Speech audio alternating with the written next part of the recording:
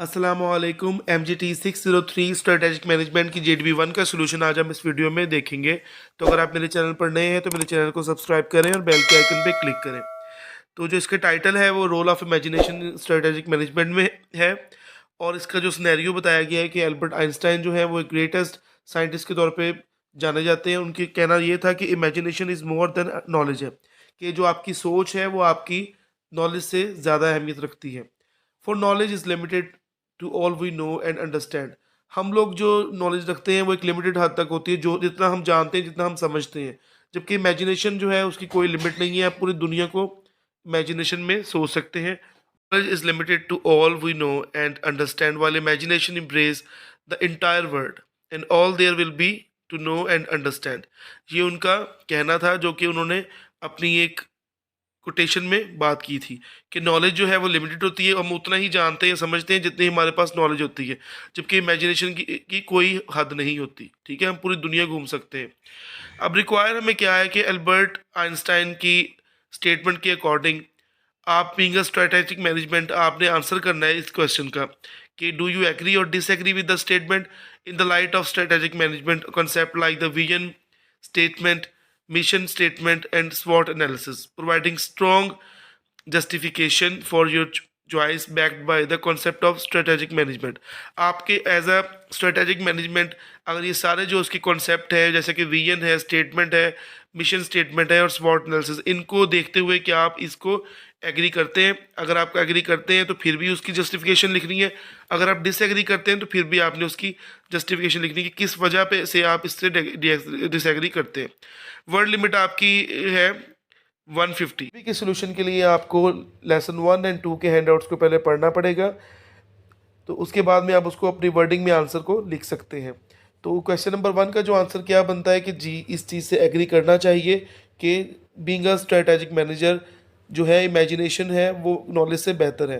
क्योंकि अगर जब तक आप किसी चीज़ के बारे में मिशन या विजन नहीं रखेंगे तो आप किस तरह से उसको, उसकी इमेजिनेशन को हम किस अगर करेंगे जहन में, तभी उसके बारे में नॉलेज हासिल करेंगे और उस पर अमल भी करेंगे।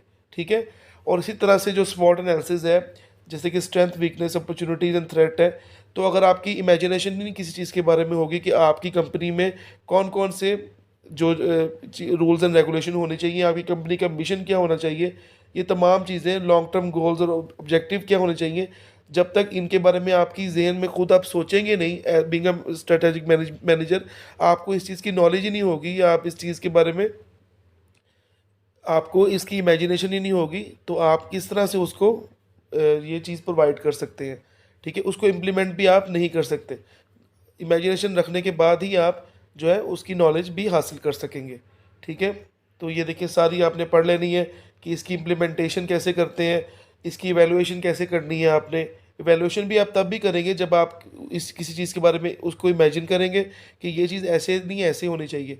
आफ्टर डैट फिर आप उसकी नॉलेज हासिल करेंगे। ठीक है, तो उसको आप बाद में इम्प्लीमेंट कर देंगे।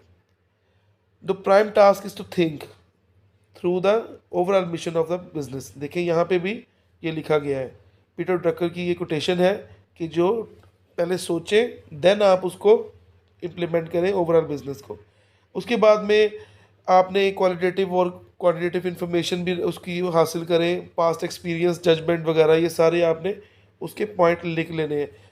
देखिए यहाँ पे ये बताया गया है कि imagination is more important than knowledge because knowledge is limited while imagination embrace the entire world।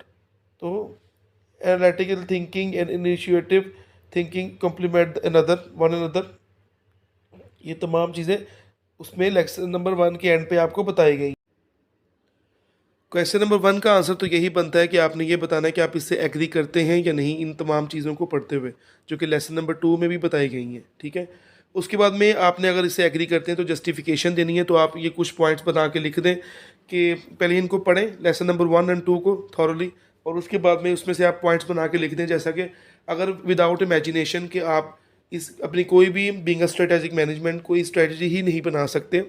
अगर आपकी कोई भी स्ट्रेटजी बनानी है तो आपकी इमेजिनेशन एक होनी चाहिए कि किस तरह से हम लोग अपनी कंपनी को लेके चलेंगे, हमारी कंपनी का फ्यूचर में क्या, कहाँ पे हम उसको देखते हैं, हमारा विजन क्या है, और उसके बाद में हमारा मिशन क्या है। मिशन क्या, हर कंपनी का डिफरेंट होता है, ठीक है।